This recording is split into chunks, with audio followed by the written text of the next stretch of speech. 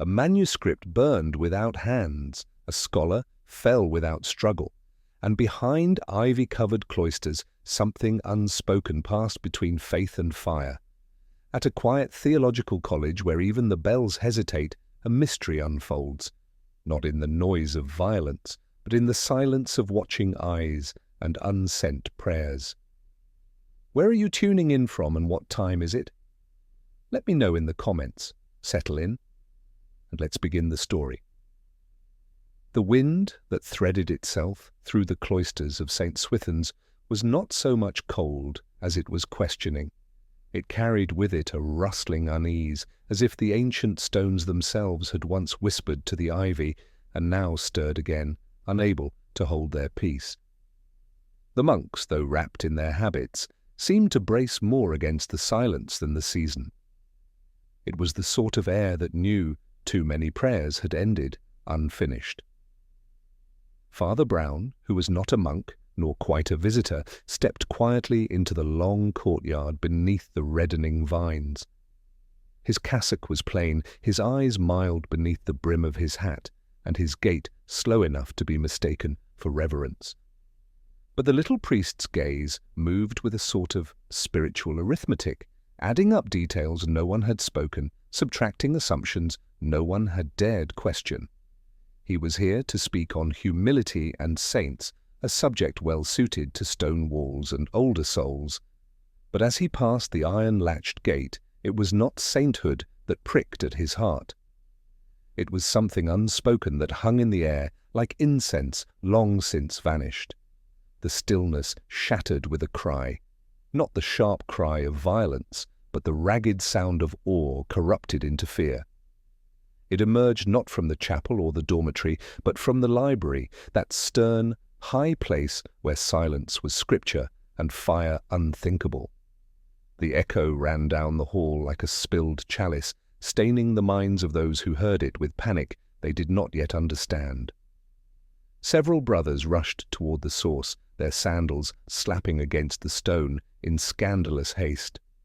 Father Brown moved more slowly, not from indifference but from caution, for a man who has often met the devil does not race to confirm his company. When he reached the doorway, the smell met him first, sharp, almost sweet, unmistakably burned. Inside, a young scholar knelt in disarray beside a table, half consumed, his eyes wide as if the books themselves had judged him. It caught, he murmured, though no one had asked. And behind him, blackened flakes drifted down in patterns too precise to be accidental. It was not just any book that had burned. That fact spread through the college as quickly and silently as the original flame. The manuscript, bound in weathered leather and bearing no modern mark, was known in hushed tones as Libellus Ardens, the little book of burning. No one claimed ownership, yet all seemed to know of it, like a relic that had passed hand to hand without ever truly being held. The witnesses, if they could be called that, spoke less of what they saw than of what they didn't. No hand had opened the book, no match had struck. It had simply, undeniably, caught fire on its own. The young monk who discovered it trembled more at memory than smoke. Father Brown said nothing.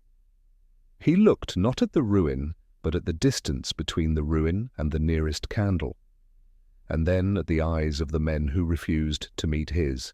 The table upon which the book had sat bore deep, blackened marks, a sunburst of char that licked outward in careful petals as if the fire had flowered in deliberation.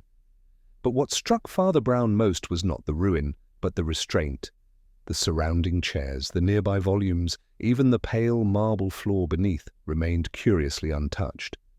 A brother had remarked, nervously, that it was as if the fire had chosen its target. Another muttered a Latin phrase that tasted of exorcism. Yet none dared approach too near, as if the ash retained its heat in spirit, if not in flesh. Father Brown knelt, not in prayer, but in contemplation, and gently touched the edge of the char with his gloved finger. The black dust crumbled silently like a confession too long withheld. He looked again, not forward, but upward, at the stone arch above. There, too, the silence lingered with uncomfortable exactness. It was over supper that the murmurs took on their real weight, for monks speak most freely when they speak least. They did not speak of fire in the language of fire, oxygen and spark and paper, but in the language of judgment and curse. One spoke of a prior who had once forbidden the book from being copied. Another recalled an incident long buried in silence when a novice claimed to hear chanting from its pages. Their voices dipped with every recollection, as though guilt were a guest at the table. Father Brown sat quietly, spooning broth without haste, and listening not to the words but to their shapes, where they paused, what they dodged, what they repeated. The fire had scorched more than a manuscript. It had exposed a thread of belief stitched beneath the cassocks, that some truths are safer when unspoken, and some texts best kept from the light. The following day, a notice was pinned to the chapel door, a guest lecture to be given by Father Brown on the humility of saints and the danger of knowing. It was phrased modestly, but those familiar with his habits knew better than to expect a comfortable sermon. He entered the lecture hall without ceremony, carrying no notes, his small frame nearly lost in the sweep of the lectern. The monks and a few reluctant professors filed in under the vaulted ceiling like shadows returned to life. He began not with a saint, but with a question, whether the holiest men feared the devil most because they had once welcomed him. It was a question that hovered rather than descended, and he let it remain aloft like incense that had nowhere to settle.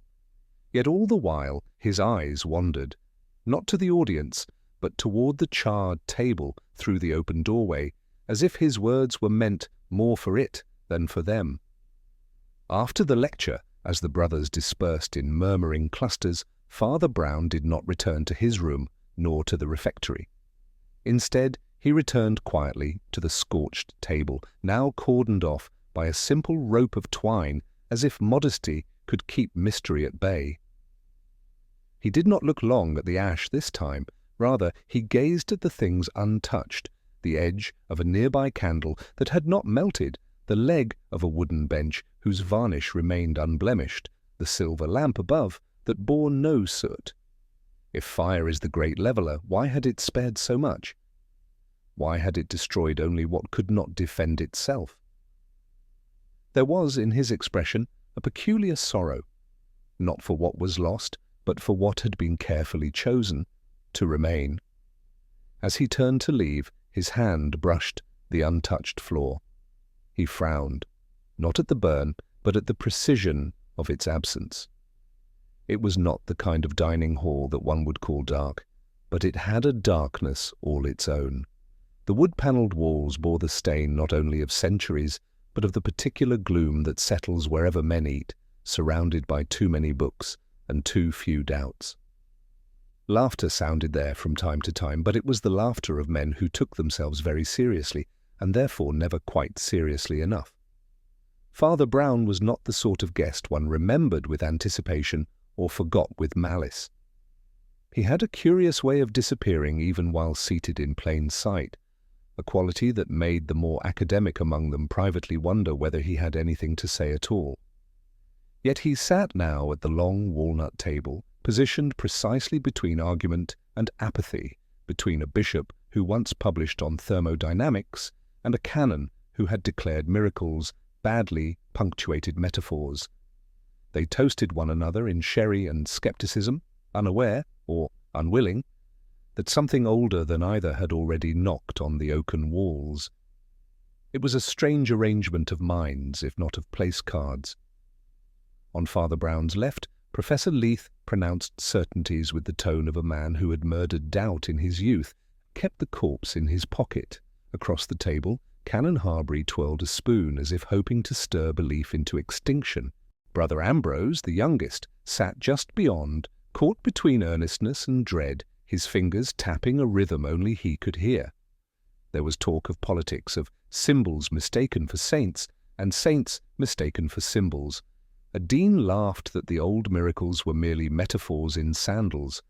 No one questioned how a book might ignite unaided, for the truly modern heresy is not disbelief, but disinterest.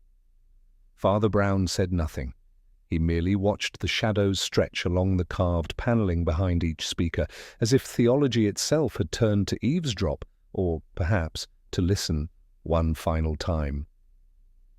Professor Leith had the manner of a man who collected arguments like medals, each gleaming with the polish of practiced disdain. He spoke now with slow precision, dissecting the morning's incident as one might vivisect a relic. It was stagecraft, he declared, a quaint illusion conjured by those still afraid of the dark. The book burned because books are made of paper, he added with a grim smile, and superstition burns faster than cellulose. The others chuckled, but Ambrose shifted in his seat. Father Brown glanced at Leith without replying, his expression not dismissive, but faintly mournful, as if watching someone blow out a candle, unaware it was the last light in the house. Outside, the wind sighed against the window panes. Within, the fire behind Leith's eyes was colder than the one he mocked. Canon Harbury raised his glass in a gesture too casual to be genuine. "To symbols," he said with affected cheer, "and to the wisdom of man, which has at last outgrown its need for thunderbolts." There was a clink of crystal, a ripple of polite laughter, but it was the sort that stumbles rather than rolls. Brother Ambrose barely raised his goblet, and when he did, it trembled. Father Brown, whose glass remained half full, stirred slightly.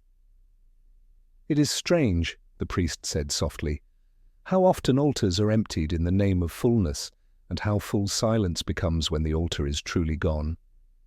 No one answered, though the sentence hung there as if something else in the room, perhaps even the dark wood itself, had paused to hear it. Ambrose dropped his napkin and bent to retrieve it, but his hands did not stop shaking even when they were out of sight. The conversation did not end so much as deflate, like incense fading too fast in a bitter wind. The sherry grew warm in abandoned glasses, and the scholars, one by one, retired, each wrapped in the illusion that they had said something permanent. Leith was last to rise. He nodded once, briefly, to Father Brown, as though offering a benediction rather than a farewell. There was a kind of crispness in his stride as he departed, a man fortified by argument, shielded by certainty. But certainty is the sort of armor that leaves the back exposed. When he passed into the corridor, the air seemed to tighten, and even the dust in the beams refrained from settling. Father Brown lingered for a moment longer, then rose quietly, noting how the candles, though nearly spent, had not guttered. He walked slowly through the cloister, past a chapel that exhaled centuries, and up the narrow stair to his modest room. Elsewhere, a door closed, not loudly, but with the sound of something sealing itself shut for good. Morning found the college in a hush more profound than prayer. The light broke dimly through a sky as pale as unwashed parchment, and with it came the silence. Not the silence of contemplation, but the silence of something waiting to be spoken and not yet dared. It was the porter who found him. Professor Leith slumped beside his desk in his locked study, the air scorched faintly, the smell unmistakable. His hands were burned, blackened as if dipped in the sin of fire, and beside him, unmarked and closed, sat the same book, Libellus Ardens. The door was bolted from within, the windows latched. No lamp had been overturned, no accelerant poured. The inquest, when it came, would find no culprit but the inexplicable. Yet Father Brown stood in the threshold before the officials arrived, his gaze upon the hands, not the damage, but the posture. They were not clenched, they were not grasping, they were open, like a man who had finally understood the cost of reaching too far. Later, when the whispers began, they spoke not of tragedy but of irony. A man who denied miracles had died enacting one, or something like it. For how else could the fire blacken flesh but leave parchment untouched? How else could guilt burn while the ink remained unscorched? The physicians murmured of rare conditions, spontaneous combustion, electrical faults never found. The brothers said less but prayed more. Father Brown, who had said little in the dining hall, now said nothing at all. But his silence had sharpened, like a needle threading something delicate and unseen. He stood once more before the book, closed, unburned, unchanged. And he murmured almost absently, "It is the very mark of a miracle to burn the man and not the paper. Or perhaps it is merely the mark of justice." Then he turned away, his hands behind his back, his head bowed not in reverence, but in recognition, not of a mystery solved, but of a soul whose fire had not been divine, but deserved. The oak door to Leith's study stood stubbornly closed, bolted from within, and with it the truth lay similarly sealed. The porter, a man too old for fear and too faithful for theory, merely muttered that no fire had ever behaved so mannily, no scorch upon the sill, no smell upon the corridor, just the charred ruin of a man in a room no hand could have entered. Within, the air was sour with something older than smoke, and though the body had been taken, the impression of its posture remained, like a shadow that had not yet learned to vanish. The book was there, closed, unblemished, and calmly indifferent. Father Brown stood in the threshold for a long time. It was not the body that troubled him. Death was no stranger to him, but the absence of witness. Death had come, but made no sound, no mess, no footprint, as though fire itself had crept in not through the cracks but through the soul. And souls, as he knew better than most, do not always lock their doors. It was not the absence of clues that perplexed, it was their eerie restraint. The chair was upright, the floor bore no scorching, the candle on the desk stood whole, its wax unmelted. There was no matchstick, no residue, no chemical scent, not even the whisper of kerosene. And yet Leith's hands had burned to black stumps, as if justice had passed over the rest of him to write its verdict there alone. Father Brown bent slowly, examining the corner of the desk where the book had rested. The wood was warm, not with the memory of fire, but with the memory of proximity to it. And still, the surrounding space remained like the untouched conscience of a bystander. "Strange," murmured the priest softly, "how a fire may walk without feet, when it is the conscience doing the walking." No one answered him, but somewhere behind the walls a bell trembled faintly, as if disturbed not by hand, but by thought. On the corner of the desk lay an untouched sheaf of sermon notes, their corners squared, their ink unblotted.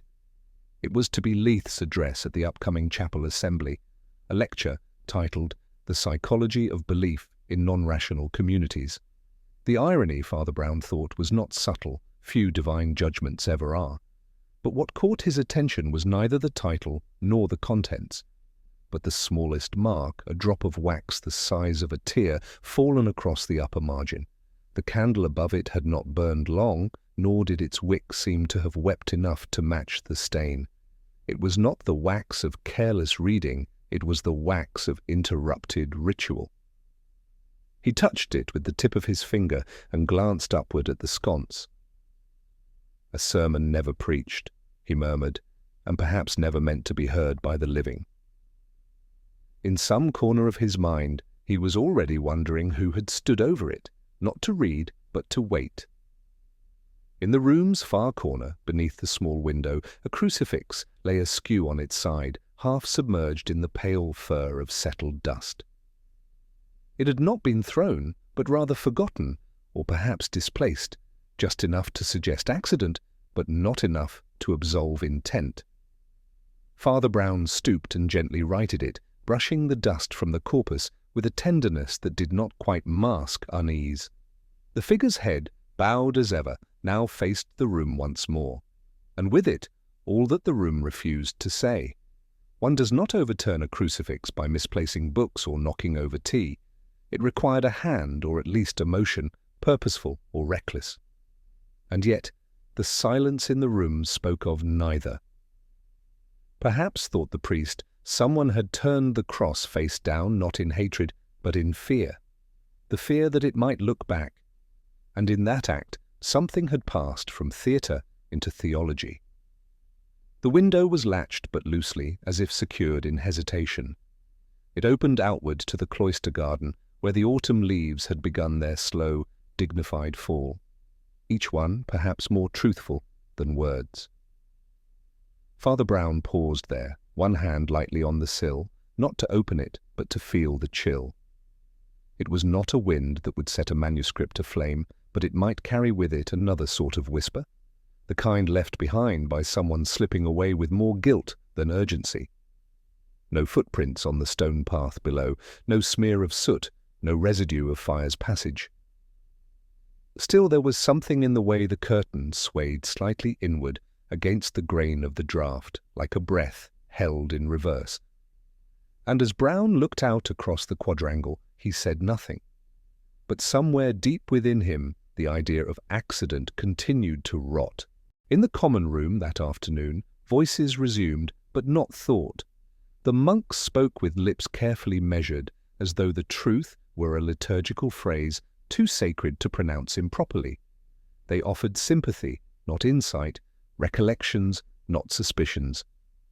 Their words were smooth, too smooth, like stones worn down not by use, but by avoidance. Father Brown stood quietly by the mantelpiece, listening not to the content, but to the cadence. Between each sentence lay a silence that seemed heavier than the words themselves, a silence not born of reverence, but of rehearsal.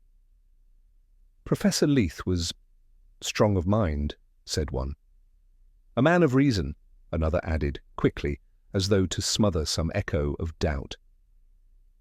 But Father Brown was not listening to what they said. He was listening to what they left unsaid, the way a man might note not the bells that toll, but the one that, when expected, does not. Only Brother Ambrose, seated apart from the rest, seemed not to have composed his lines. His hands trembled slightly over a Latin text whose title he did not appear to read. When addressed, his responses were brief, often repeating the question before answering, as if buying time from a conscience short on change. It was, "The book," he said once, then faltered. "I mean, I saw it there, before the fire. Before the fire, not during, not after." A sentence built like a fence, with barbed pauses where windows should be. Father Brown, passing behind him, said nothing. But he did pause, not at the words, but at the echo of them. They were not lies, not quite. They were what truth looks like when dressed for confession, but unwilling to kneel. Later that evening, Father Brown found himself in the company of the librarian, a gaunt man with a voice like dry parchment, and an expression perpetually startled by daylight. They spoke at first of catalogues and conservation, the rituals of literary stewardship that had nothing to do with fire. But the conversation veered, as all such conversations do, toward the book. "Yes, Libellus Ardens," the librarian said quietly. "Leith asked for it often, not to read, I think, but to challenge, as one might request an opponent's presence rather than his ideas." Father Brown nodded slowly. "He once said," the librarian continued, "that disproving a miracle was more sacred than believing in one. Said that if you could destroy the myth, what remained must be true." "And did he?" asked Father Brown softly. The librarian hesitated. He tried. Outside, the wind returned, not louder, but lonelier. And in the darkness beyond the shelves, something shifted, not a book, but the weight of what it once meant. The remnants of Libellus Ardens were laid gently across a velvet cloth in the archivist's room, as if some reverence still lingered around what had refused to be entirely destroyed. And there, between the crumbling margins and the scorched illumination, was something more curious than ruin, something untouched. Amid the pages blackened into silence, one remained stubbornly whole, a passage midway through the treatise, titled in thick Gothic hand, De Humilitate Divina. Father Brown bent over it, not with scholarly curiosity, but with the melancholy of a man who knows when a message is addressed to the wrong reader. "Strange," he murmured, tracing a line with his gloved finger. "It spared the chapter on humility." The monks called it preservation. The scholars called it chance. But Brown, who had known both men and miracles, saw something else. Not the intention of a flame, but the restraint of a conscience. As if something within the fire had paused, unwilling to consume what it feared it could not forgive. And if fire can learn to hesitate, he thought, then perhaps guilt had already arrived before the blaze. It was the next morning, when the librarian, poring carefully over what remained, announced in hushed tones that the damage was far from random. What had perished most thoroughly, what had crumbled into ash with almost deliberate completeness, was a chapter entitled The Heresy of Self-Glorification, a theological assault on pride disguised as sanctity, a warning to those who mistook personal genius for divine revelation. Father Brown said nothing at first. He merely tapped once upon the table, as though knocking on a coffin that had buried more than parchment. "And the rest?" someone asked. "It survived," the librarian replied, almost supernaturally. Brown spoke then, very softly. "Then it was not the fire that was heretical. It merely chose its page with more piety than the hands that had touched it." There was no reply. But in that room of theology and tinder, one could almost feel a soul shrinking from its own reflection. It was Brother Ambrose who, when pressed with gentleness, recalled that Professor Lath had spent long hours with the book, not to read, but to transcribe. And not just any passage, specifically the scorched one, the vanished chapter on spiritual pride. He said he wanted to dissect its errors, the young monk said, his voice laced with something more than discomfort, a kind of reverence gone bitter. He copied every line, but we've found no copy. Father Brown looked up, not at the brother, but at the rows of shelves behind him, as if a ghost might be standing just out of sight, clutching a page it dared not return. "No notes?" he asked softly. "None," the librarian confirmed. "Not in his room, not among his things, as if he had written them only to make them disappear." "Or," murmured Brown, "to be burned by a fire not made of heat, but of fear." The silence in the archive was not mere absence of noise. It was that peculiar density of silence that occurs when a moral question presses down with theological weight. Father Brown stood with the manuscript still open before him, the singed leaves curling like petals of a flower that had bloomed too near the sun. "People often imagine that fire destroys blindly," he said, almost to himself. "But in truth, guilt is far more precise. It burns not what the hand touches, but what the heart clings to." The librarian shifted, his long fingers hovering above the blackened spine of the text. "You mean Leith burned it himself?" "I mean," replied the priest gently, "that what burns a man may not always come from matches or lamps. Sometimes it comes from knowing which page you fear most and holding it too close to your soul." He did not elaborate further. He rarely did when the truth had already spoken once, in flames. It was not until the third inspection that the matchbook was found, not tucked deep within the binding, but delicately pressed between two surviving pages, as if placed not in haste, but in tribute. It bore the name of a modest country inn, the Three Sisters, printed in gold lettering barely legible now through soot and time. Father Brown held it lightly, as one might a discarded relic, and turned it over without comment. On its inside cover, barely legible, was a scrawl, L, 7:30, no candles.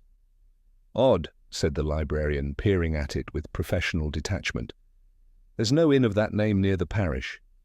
"Odder still," said Father Brown quietly, "to carry matches to a meeting where candles are forbidden." He did not smile. But then he never did when the riddle ceased to be amusing. He slipped the matchbook into his coat, and though he said nothing more, there was the faintest weight in his step, as if one more piece had fallen quietly into place, and made the whole puzzle heavier. In the hours that followed, inquiries were made with the methodical courtesy of men trained to investigate without appearing to doubt. But every monk questioned swore the same. None had ever heard of the Three Sisters Inn, let alone visited it. The name stirred no memory, the location no certainty, and the matchbook, when discreetly shown, prompted nothing but blank politeness or mild puzzlement. "It's just a cheap print," offered one. "You can find them anywhere." "Matches," said another, "go where people don't." But Father Brown, who had long learned to distrust the echo of consensus, stood back as the denials accumulated. There was a stillness in the air, not unlike the hush before benediction, a silence that dressed itself as calm but bore the scent of retreat. "Curious," he finally murmured, "how often no one remembers the places where the truth first whispered, or perhaps where it was heard and never spoken of again." And in the pause that followed, it became painfully clear. The inn may not have been real, but someone had truly been there. It was a place not given to revelations, the kind of modest country alehouse where gossip brewed stronger than the beer, and no man believed in miracles who hadn't once been disappointed by one. And yet the bartender, a man with the taciturn precision of someone who keeps his truths in barrels, remembered Leith's last visit with the unnerving clarity of a man who wishes he didn't. "He was waiting," the man said, "but not for anyone you'd expect." He leaned forward slightly, lowering his voice more from instinct than necessity. "The other man? He was in clerical grey, said not a word, didn't drink, didn't blink, just sat there like a statue that smelled faintly of incense and old stone." Father Brown nodded quietly. He had not interrupted once, but there was a tremor in his silence, as if memory itself had become sacramental. "And the name?" he asked. The bartender shrugged. "Didn't give one. But he left just before the matchbook disappeared." Father Brown walked back toward the cloister with a deliberateness that belonged not to his feet, but to his thoughts. The smell lingered still, not from the inn itself, but from some corner of recollection where sacred rituals and profane fears sometimes shake hands. It was not the smell of ash alone, nor of wood charred by mischief. It was older, more ecclesiastical, the faint echo of frankincense, as if a mass had ended centuries ago, but the sanctity had refused to leave. That the man had not spoken was troubling. That he had smelled like a chapel just extinguished was worse. "The devil," Father Brown once said in another case, "rarely arrives in smoke anymore, but sometimes he does leave it behind." This smoke, though, had no fire to explain it, only a silence, the kind left behind when something sacred has been used for something profane. The college gardens lay cloaked in an early dusk, where the wind carried whispers through the yew trees as if repeating prayers no longer welcome in the chapel. It was there, near the crooked stone bench that overlooked the forgotten well, that Father Brown heard a voice, soft, mechanical, and unnervingly precise. At first it seemed a chant, then a correction, then something stranger altogether. He paused beneath the arch of ivy and listened. It was Latin, but not as Latin was meant to be spoken. The phrases came backwards as though some inner liturgy had been reversed, not for ceremony, but for unravelling. "Domine!" Then silence, then again, "Domine!" The syllables fell like a rosary, strung from memory and remorse. Brother Ambrose stood there, eyes closed, mouthing the words with the fervour of one trying to undo not only a prayer, but the moment that had preceded it. And as Brown approached, the sound did not stop, only grew quieter, as if the soul behind it had grown aware that someone holy was listening. When the priest spoke, it was not with surprise, but with sorrow. "You're reciting backwards," he said gently. Ambrose did not start. He opened his eyes slowly, like a man who had expected judgment, but hoped it might take a different form. "For memory," he whispered. "They say it helps." Father Brown stepped closer, his expression neither curious nor condemning, but quietly exacting, the way one might look upon a penitent who has confessed the wrong sin. Or for forgetting? He asked. Ambrose looked away, toward the shadowed line of hedges where birds had ceased their song for the night. "It's easier," he murmured, "to pray it wrong than to remember what was right. There are verses I can't say forward anymore." "And there are truths," Father Brown replied softly, "that can't be unlearned backward either." Ambrose did not answer, but the air between them was full of a silence so dense it almost had theology in it. Later that evening, Father Brown passed by the small stone chapel as the last bells sounded compline. The windows flickered faintly with the last of the candles, and the air, though chilled, carried with it the subtle warmth of extinguished wax. Inside there was no one, but near the altar rail, where confessions were often left in silence rather than speech, he saw them, fragments of paper curled at the edges, browned with heat, though not consumed. The ink had run but not vanished, and the lines that remained bore no doctrine, only the fragile script of a personal diary. There were no names, only phrases. I watched him. He believed too much. I said nothing. Father Brown knelt beside the fragments, not to read them, but to feel the heat that had once touched them. They had not burned by accident. What is burned in solitude, he thought, is rarely meant to be forgotten. It is usually what one hopes heaven alone will remember. The fragments were gathered with care, their ashes folded into a cloth that had once held communion vessels. A quiet irony that Father Brown noted but did not name aloud. He carried them not to the rector nor to the archivist, but back to his own room, where they rested beside his breviary, as if one form of broken prayer could companion another. He sat in the half-light, not reading the words again, but letting them settle, not upon his mind, but upon that older part of himself that had long since learned the difference between sins of doing and sins of letting be done. Ambrose had not written a confession, nor destroyed a testament. He had burned the part of himself that had stayed still when another played at flame. And the book, that strange, unburning scripture, had not accused him. But it had remembered. Brown recalled a line from Chrysostom, that it is not only those who strike who are judged, but those who watched the striking and called it providence. The young monk had taken a vow, but vows do not annul judgment, they only sharpen it, and the quietest sins, like the softest fires, often leave the most precise scars. Somewhere in the chapel far below, a candle guttered, but Father Brown did not move to relight it.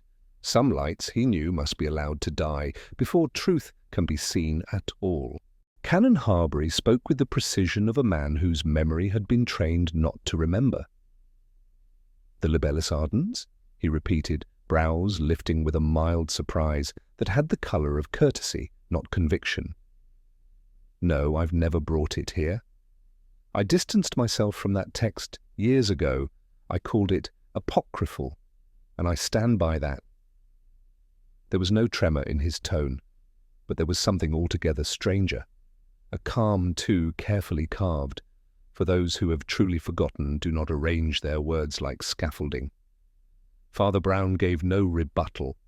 He merely nodded, though his eyes wandered to the crook of Harbury's elbow, where a frayed cuff bore a faint black smear, as though some ash had once tried to whisper its way back into memory.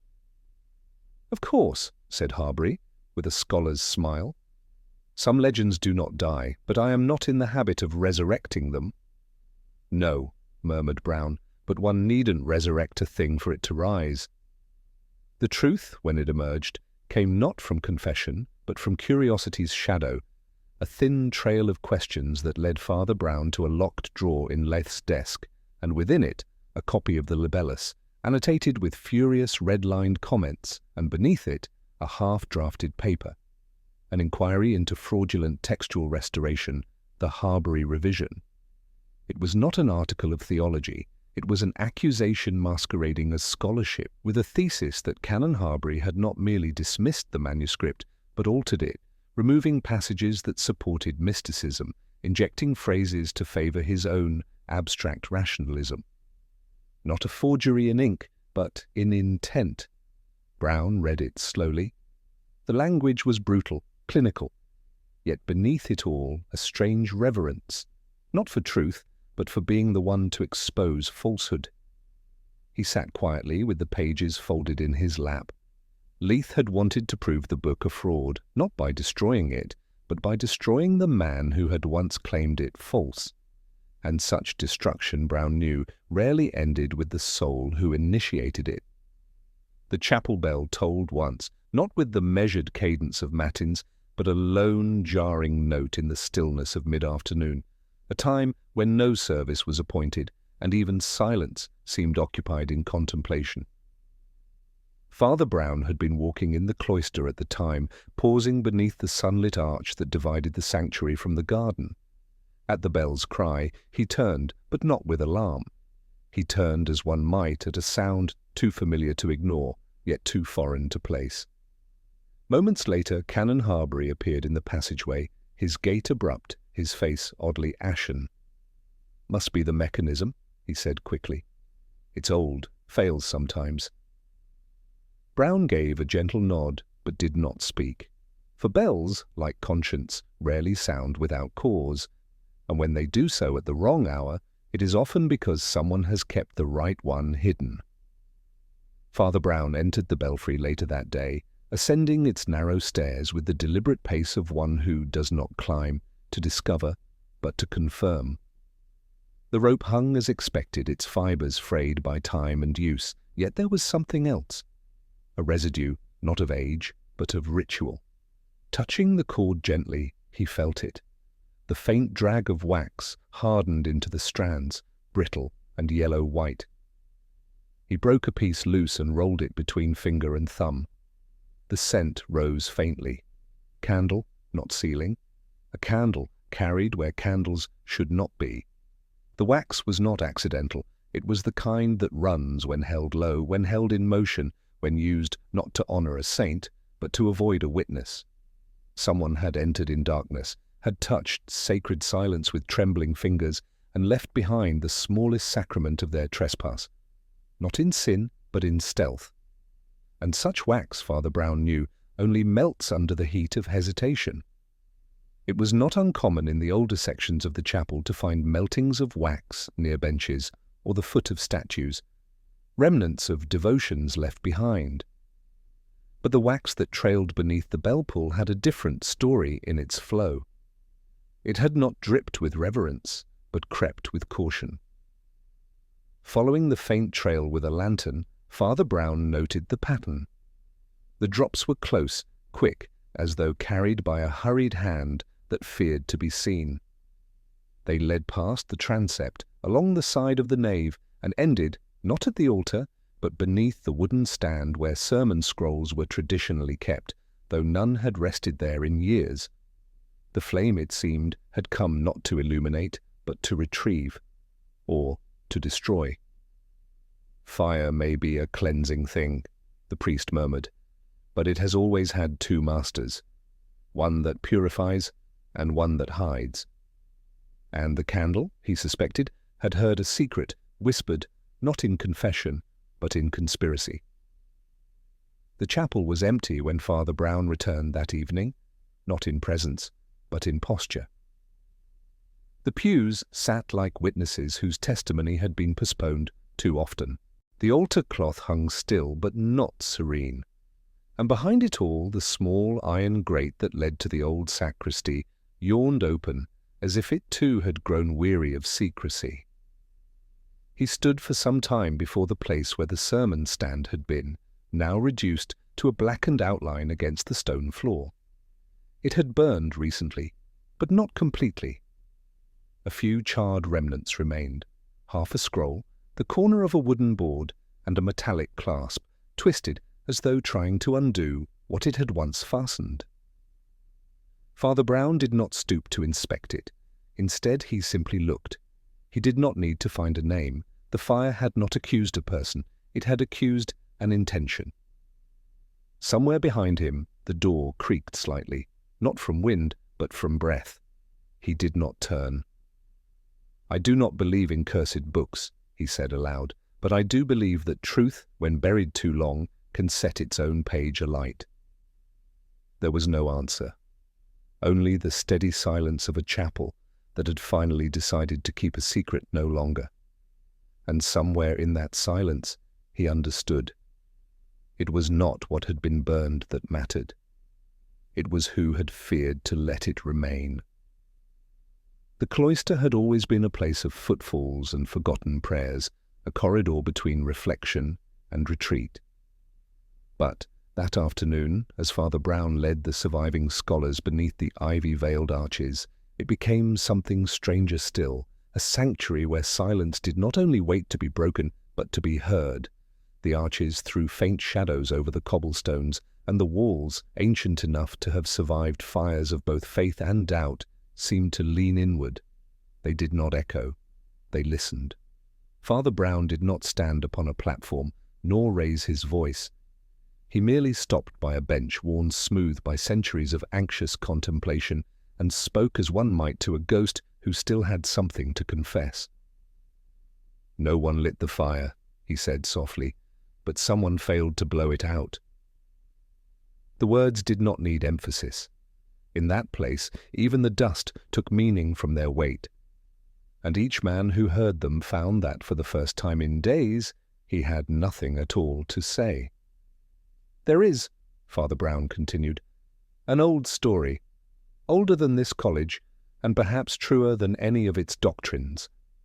A story of a saint who feigned miracles for the good of the people. He healed wounds with river water, summoned light with polished mirrors, made bread multiply by secret loaves hidden in sleeves, and for a time the world believed him holy."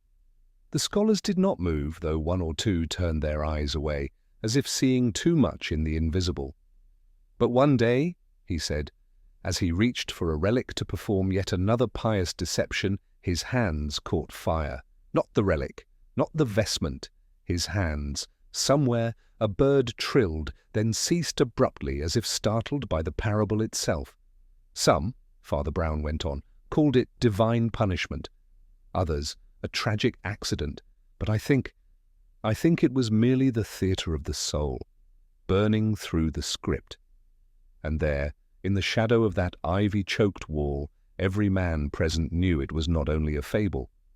"They buried the saint with honours," Father Brown continued, his tone neither mocking nor morbid. "There was never an inquiry, of course. No one likes to ask how holiness ends." A wry smile crept at the edge of his mouth, but it passed like a cloud before doctrine. "Some said he died in devotion. Others claimed the devil had seized him mid-blessing. But I've always thought the explanation was simpler."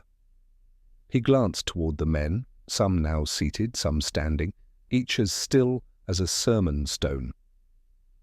"It wasn't heaven or hell that burned him. It was guilt. Not the guilt of what he did, but of what he knew, and yet continued to pretend he didn't." A long silence followed, not out of shock, but because every listener found his own hands suddenly heavier, as though theatre too required a costumed weight. Brown folded his own quietly. "There are times," he said, "when the soul becomes too honest for the body to endure." "It's a curious thing," said Father Brown, his gaze drifting toward the distant garden wall, "that Leith should choose that book. Libellus Ardens was not merely theological, it was theatrical, written in a language too rich for doctrine, too ornate for dogma. It dared its reader to believe, and dared more fiercely if he didn't." He looked back at the cloister's hushed company. Leith, of course, did not believe. He believed in proving disbelief.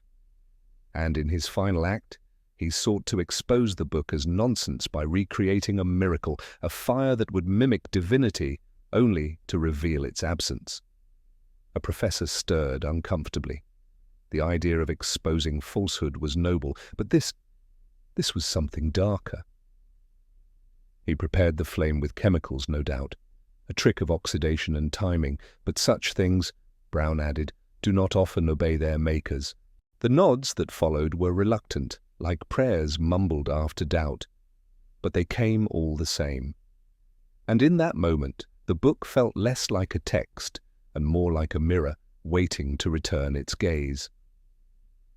"But someone," said Father Brown quietly, "knew." He let the words settle, not like an accusation, but like a name etched onto mist.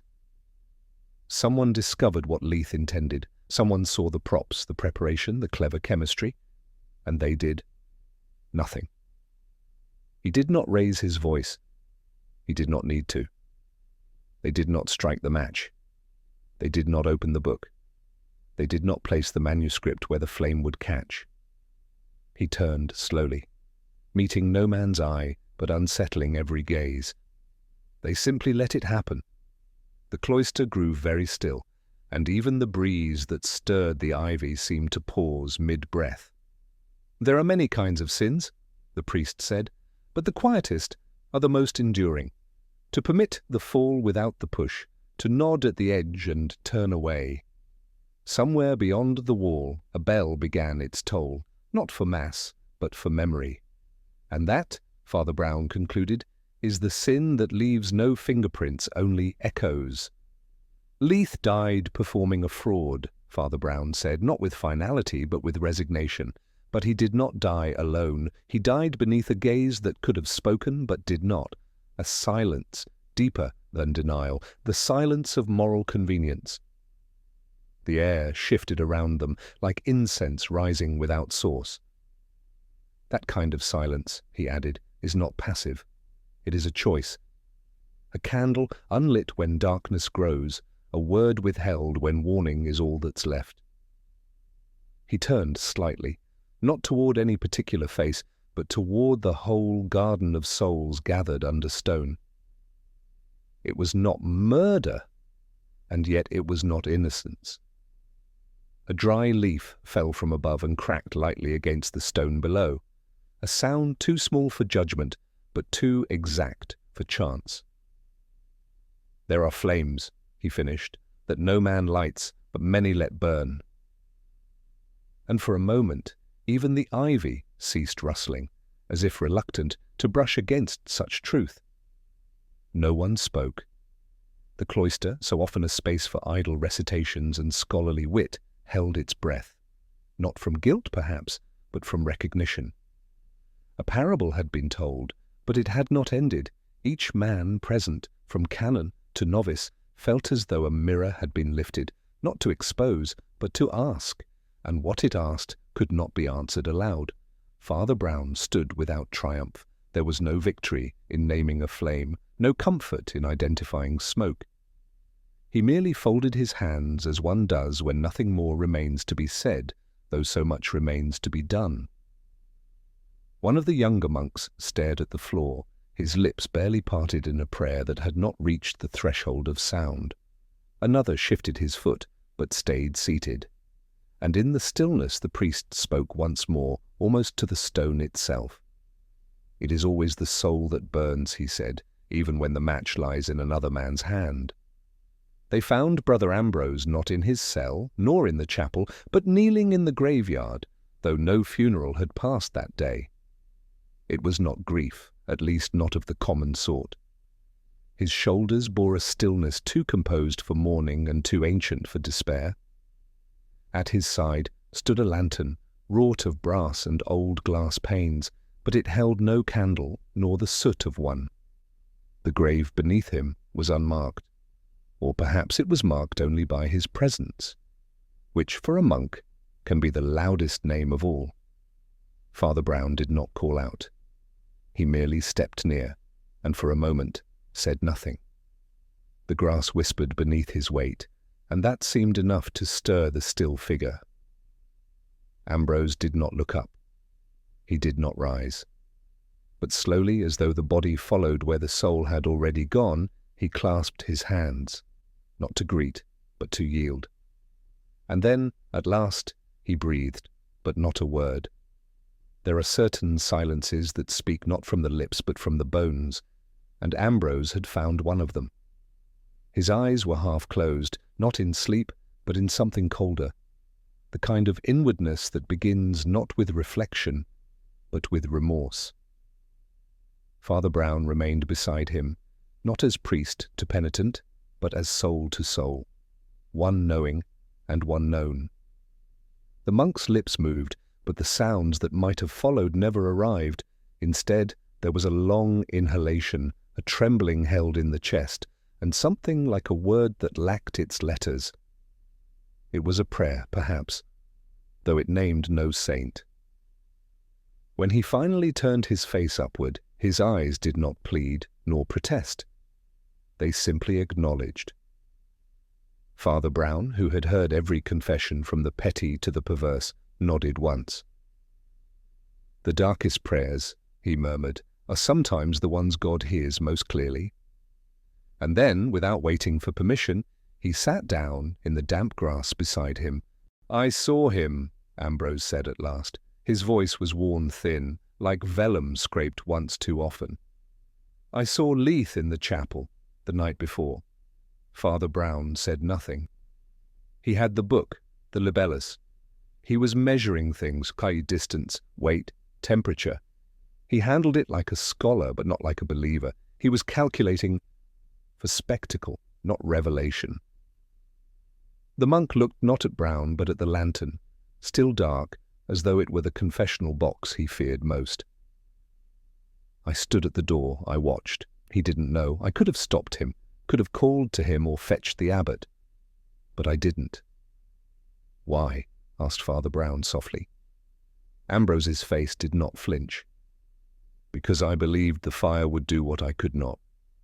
I thought, perhaps God might make something good out of it, even if it began as a lie." The little priest tilted his head, as if listening to the past, not the man. "And so," Ambrose continued, "I let it happen. I let him burn, by truth or by folly. And now I carry the weight of both." "It was not murder," Ambrose said, his voice steadier now, "nor miracle. It was something between, a kind of justice that does not come with names." He drew a slow breath, and for the first time his hands unclasped, fingers twitching as if letting go of something long, gripped in the dark. "I thought if I spoke it would only muddy the thing. He would protest, the scholars would argue, the book would be locked away again, untested, unanswered." He paused, then added in a tone of deep estrangement, "But fire does not lie, not like men do." Father Brown stirred, not in disagreement but in sorrow.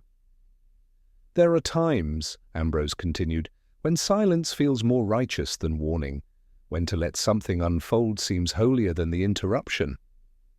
"But silence," said Father Brown, "is not always the absence of noise. Sometimes it is the presence of a choice." Ambrose turned toward him fully, his face pale and unrepentant, yet deeply sad. "I chose the flame," he said. "I chose to let it speak when I would not." Father Brown did not rise, nor recoil. He merely looked at Ambrose with that grave expression that was neither pity nor judgment, but something both smaller and deeper, the kind of gaze that made grown men remember childhood lies. "There is," he said slowly, "a kind of sin that hides beneath silence, not because it fears noise, but because it fears the wrong kind of answer." Ambrose looked away.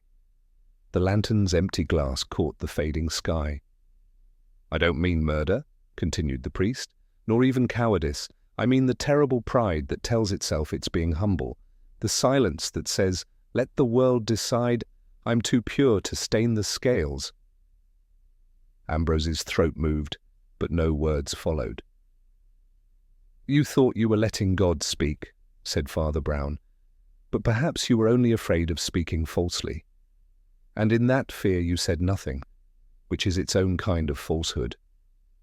A long hush stretched between them, and then the priest added, so quietly it seemed the grass must carry the sound, "God can use fire, but he never asked us to become its match." Ambrose bowed his head again, but now it trembled. They stood, slowly, without ritual, and began to walk. The path between graves was narrow, lined with yew trees that had stood long before the college was consecrated, and perhaps would outlast its dissolution. No words passed between them. The crunch of footfall, the hush of old bark creaking, these were the only confessions left to offer. Ambrose did not look back, nor forward. He simply walked beside the man who had not condemned him, and Father Brown did not guide him. He simply walked beside the man who had remembered how not to lie. Above them, the boughs formed a kind of arch, and the evening filtered through like forgiveness. Not granted, but gently waiting. Neither man mentioned the lantern, but both could still feel its absence behind them. Father Brown turned once, just before the cloister wall resumed its quiet enclosure. The lantern remained where they had left it, untouched, unlit. It had not burned, and yet, in some quiet fashion, it had burned something into both their souls. The glass glinted faintly in the dusk, though there was no sun left to feed it. It looked not like a tool, but like a relic, not of fire, but of failure deferred. And yet, Brown did not sigh. He merely bowed his head slightly, not in reverence, but in recognition. Some lights, he thought, are never meant to be struck. Their flame lies not in combustion, but in what they refuse to consume. Then, without another glance, he followed Ambrose into the darkening cloister, where truth no longer waited to be revealed, only remembered. And behind them, the lantern did not flicker, but it glowed. The inquest convened and concluded with all the grandeur of a stone falling into water, making little sound but causing ripples all the same.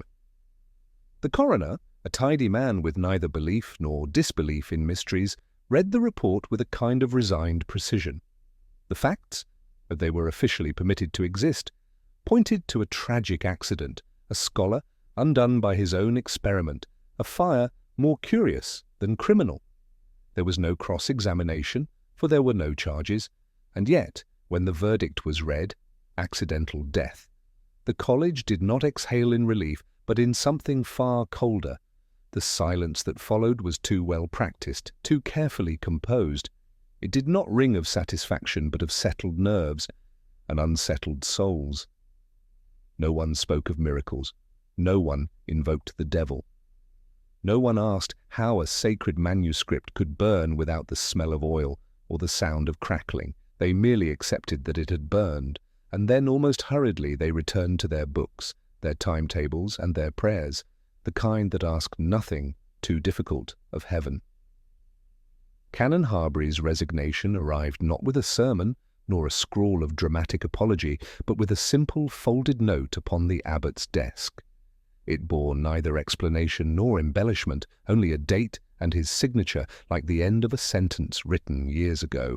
When asked whether he would remain as librarian emeritus, he shook his head once and declined with a smile that was almost contentment, though it bore too much fatigue to be mistaken for joy.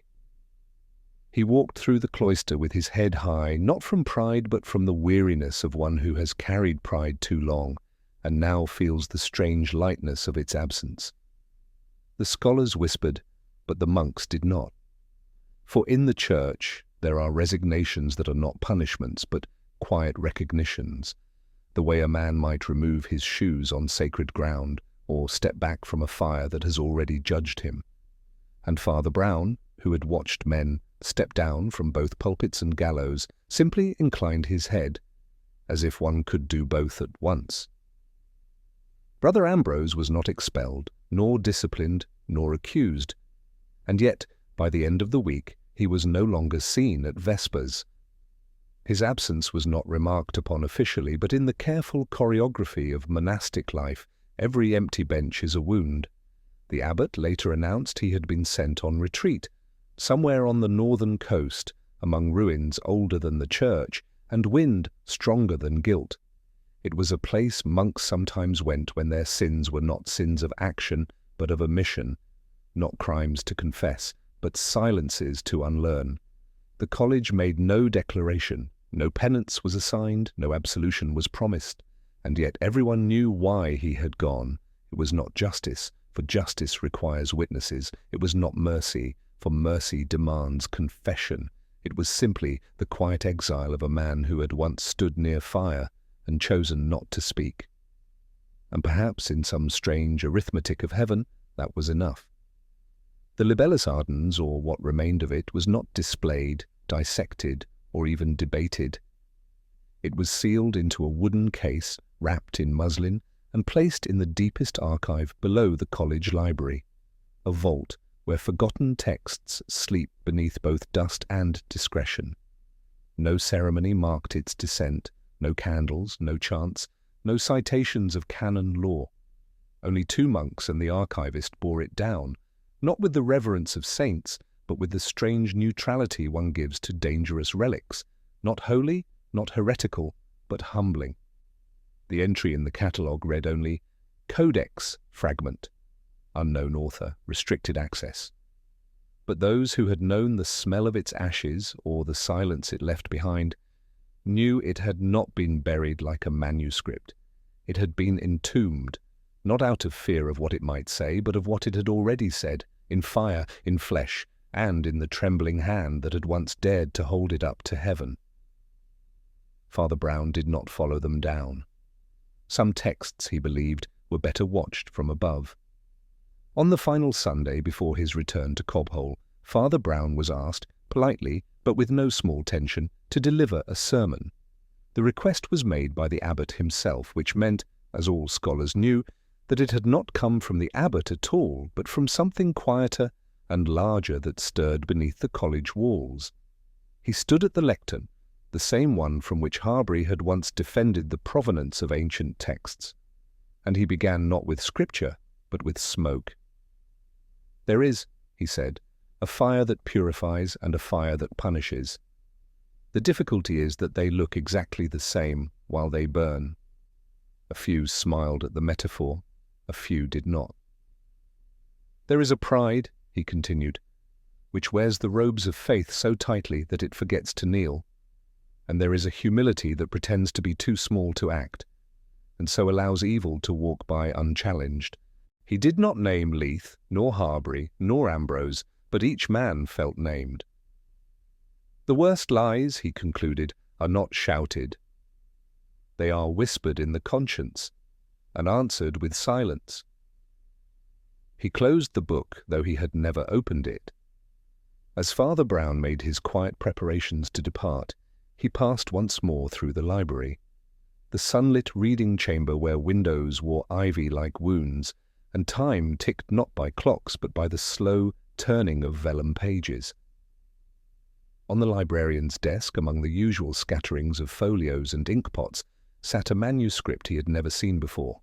Its binding was modest, the title handwritten in a patient, uncertain script, "The Doctrine of Forgiveness in the Age of Doubt." He paused. It bore no author's name. The librarian, seeing his glance, said only, "It arrived this morning. No one knows from where." Father Brown smiled faintly, not in amusement, but in something closer to grace. "Perhaps," he said, "it is the first thing written here in a very long time that did not ask to be believed, only forgiven." He did not open the pages. Some books, he knew, were not meant to be solved, but merely received. He stepped out into the cloister, and the door closed behind him with the soft sound of things unfinished, like a bell that had not quite rung, or a flame that had not quite gone out. It was not a trial by fire, nor even a trial by theology, but something quieter and older than both, a trial that took place in the unspoken realm between knowing and deciding. The burning of the libellus ardens had no jury, no judge, no thunderclap of divine approval or ecclesiastical decree. Yet, as the weeks passed, every man at the college walked more slowly, prayed more cautiously, and turned pages with a silence that trembled, as if afraid of what they might find inked between the lines. The mystery had not been solved, it had merely been weighed in the soul of each witness, in the conscience of each bystander, and in that peculiar tribunal where God asks not what you believe, but what you failed to prevent. Father Brown never described the fire as supernatural, nor the manuscript as accursed. Instead, he said, to no one in particular, Miracles are not signs from God. They are signs from men that they have run out of simpler explanations. And then, as if realizing he had said too much, he wandered off to feed the college cat. The trial was over, and yet the sentence had only begun. Leith, who had come to tear the veil, died woven into it. His final hours, so meticulously prepared for a debunking, had twisted into something crueler, a theatre of flame he had never meant to ignite. Some said it was irony, some called it judgment. But Father Brown, when asked, merely shook his head and said, "Truth is not mocked, but it is often mistaken." The skeptic, in trying to expose illusion, became one. What was meant as demonstration turned into sacrifice, a man staging false fire, only to be swallowed by real flame. It was not martyrdom in the holy sense, but it bore that terrible mark. The man who dies not for what he believes, but for what he refuses to believe. In the end, his body was buried, but his intent, that strange blend of courage, pride, and rage, lingered like the scent of smoke in a sealed room. And if Leith became a kind of martyr, it was not to truth, but to the illusion that truth must always arrive in silence, never spectacle.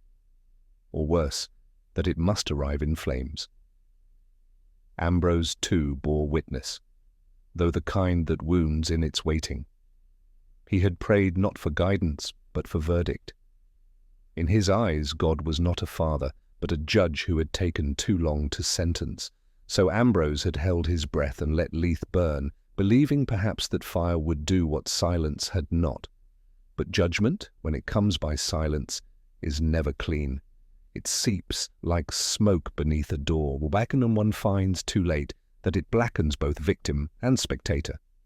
Father Brown had listened to the monk's confession, not with fury, but with that tragic kindness which knows too well the sins that come not from evil, but from waiting for evil to end itself. "You mistook God's patience," he had said softly, "for God's permission." And Ambrose had said nothing, for silence was the only justice he had left. And like all human justice, it fell short. Not because it failed to accuse, but because it refused to redeem. He had wanted fire to speak. Instead, it had only listened. There are fires that erase, and there are fires that reveal. The libellus ardens had burned not like a secret hidden in shame, but like a truth too long neglected, glowing fiercely not with divinity, but with decision. In Chesterton's world, fire does not lie. It may consume, it may destroy, but it does not distort. It is the final punctuation of human cowardice, or courage, or both. Father Brown did not speculate whether the manuscript was holy or cursed. He only said, "Fire is not holy, it is honest." And the others, though they did not admit it aloud, understood. For the flames had not merely destroyed a page, they had illuminated something far more permanent, the souls standing nearest the shelf. No one questioned the physics, no one investigated the ash, for they knew somehow that it was not the paper that had burned. It was every hesitation, every unspoken warning, every swallowed truth. The fire, in the end, was not a miracle, it was a mirror, and it had shown each man the line he would not cross, and the one he already had. The train pulled slowly away from the college siding, its motion barely noticeable save for the soft rhythm of gravel and the lurch of perspective. Father Brown, seated by the window with a small bag and no book, watched the buildings recede. Spires dissolving into the fog, bells muffled by distance. And then he saw it. A thin column of smoke rising from behind the east wall. Not violent, not thick, but persistent, like incense from a censer held by a shaking hand. No one else in the carriage looked up, but Brown watched it for as long as he could, until it curved into the sky like a question mark, never punctuated. Somewhere in that smoke were Leith's ashes, Ambrose's silence, Harbury's resignation, and the manuscript no longer housed in words, but in memory. The smoke did not accuse, it did not explain. It simply lingered. "It is always like this," Brown murmured, more to the motion than the moment. Mysteries do not end, they simply grow quiet. And in the hush that followed, the clergyman did not pray. He merely listened. For it is in the trailing end of smoke, not its spark, that the soul leaves a story behind.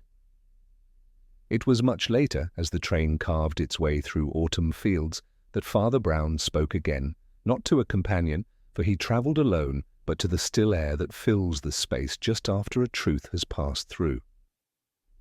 He touched the little notebook in his pocket, the one in which he rarely wrote, though he carried it always, and said, almost absently, "It is always the soul, not the script, that burns." The phrase hovered, like the final sentence of a homily no one had requested. The book, he reflected, had never truly burned. Not in the way men imagine, as punishment, as omen, as theatrical spectacle. It had not leapt into flame to reveal truth, nor smouldered to hide it. Rather, it had served as stage, as scapegoat, as altar. And it was not the book that sinned, nor even the man who touched it, but something older, the hunger to see holiness proven not by love, but by fire. The manuscript might be rewritten, but the men who watched it burn would never again read the world so simply. And so the sentence was passed, not by ink, not by gavel, not by cannon, but in the strange court where men carry flames in their silence and forget that even the ashes speak. Some truths do not arrive with thunder, nor leave behind certainty. They settle like ash on the conscience, quiet and unshakable. And you? Would you have spoken against the fire, or waited, as so many did, for the flame to speak for you? Tell me in the comments. I'd love to read your thoughts.